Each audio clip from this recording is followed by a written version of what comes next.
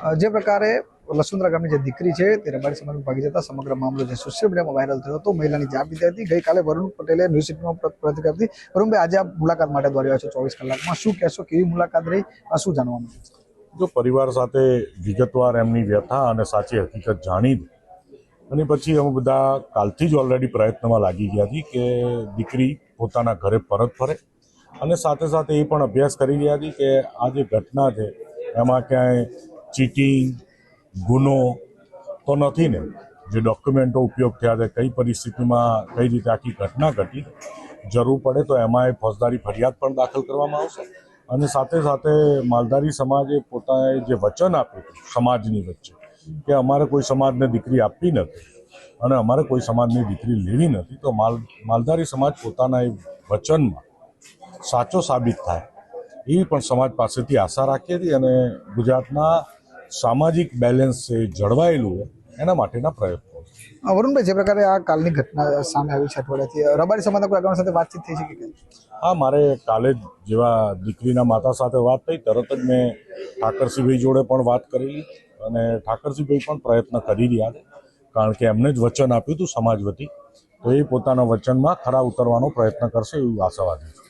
બિલકુલ ચોક્કસથી કહી શકાય કે આજે પાટીદાર સમાજના તમામ આગેવાનોએ આજે મુલાકાત લીધી છે, અને આ મુલાકાત બાદ હવે આજે સમગ્ર મામલો છે, જે દીકરી છે તે સમાજ આગેવાનો સાથે બેઠક કરી તેને પરત લાવવા માટે તજવીજ હાથ ધરી છે. અને આજે આગેવાનો છે તેમને પરિવારને વિશ્વાસ વ્યક્ત કર્યો છે દીકરીને વહેલી તકે તેઓ પાછી લાવવામાં સફળ રહેશે. પૂર્વી આજે પરિવારની મુલાકાત લીધી છે, માતાએ પોતાની આપવીતી જણાવી છે, તમારું શું માનવું છે સમગ્ર બાબતે? દરેક માતા પિતાને અને સમાજમાં કોઈ પણ સમાજ હોય, ગુજરાતમાં વસતા તમામ સમાજના લોકો અને તમામ સમાજના માતા પિતા દરેકની ઈચ્છા અપેક્ષા આવી હોય કે પોતાના દીકરા દીકરી એમનું દાંપત્ય જીવન, એમનું ભવિષ્ય ઉજ્જવળ બને એવા દરેક માતા પિતા પ્રયત્નો કરતા હોય છે. આ કિસ્સા લાસુંદરા ગામે અમે આવ્યા, ગઈકાલે અમારી સ્થાનિક ટીમને અને સોશિયલ મીડિયાના માધ્યમથી અમને ખબર પડી એટલે અમે રૂબરૂ પરિવારની મુલાકાત અમારી સ્થાનિક ટીમે લીધી હતી. આજે અમારી પ્રદેશ કક્ષાની આખી ટીમ આવી છે.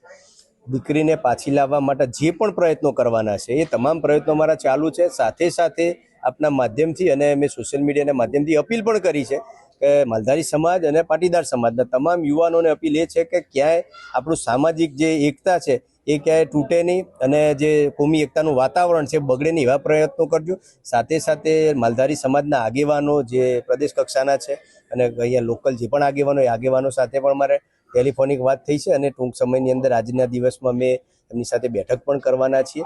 કેવી રીતે શાંતિથી આ વિષય પતી જાય અને બંને સમાજની એકતા જળવાઈ રહે, અને આગામી દિવસોમાં એવું કોઈ ઝેરનું બીજ ના રોપાઈ જાય કે બંને સમાજ સામે આવે, કારણ કે પ્રશ્ન તો પતી જવાનો છે પણ ભવિષ્યની અંદર પણ એક બીજા સમાજ ક્યાં સામે ના આવે એવો પણ અમારો પ્રયત્ન છે. એટલે સામાજિક એકતાના સામાજિક આગેવાનોનો પ્રયાસ આ જ છે કે કેવી રીતે પતે, અને જે રીતે ઠાકરસિંહભાઈને એમના સમાજની દીકરી હમણાં જે રીતે પાછી લઈ આવ્યા, અને એમનું પણ નિવેદન હતું કે અમારી સમાજની દીકરી અમારામાં જ રહે, એટલે અમારું કૂવાનું પાણી અમારા કૂવામાં જ રહે, અમે કોઈ દીકરી લેવા માંગતા નથી, કોઈને દીકરી આપવા માંગતા નથી. એટલે એ જ પ્રયત્ન ભાગ રૂપે એમને પણ એમના આગેવાનોએ પણ અમને કીધું છે તમારી દીકરી અમે તમને પરત કરી દઈશું, એટલે સામાજિક એકતા સારી રીતે બેસે અને આ વિષય પતે એવા અમારા પ્રયત્નો હકારાત્મક દિશામાં છે, અને ટૂંક સમયની અંદર બહુ સારું સુખદ પરિણામ આવશે એવી અમને આશા છે.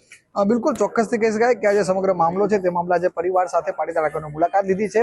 આવનાર સમયની અંદર સૌથી મહત્વની વાત કરવામાં તો રબારી સમાજના જે આગેવાનો છે તેમની સાથે બેઠક પણ થવાની છે.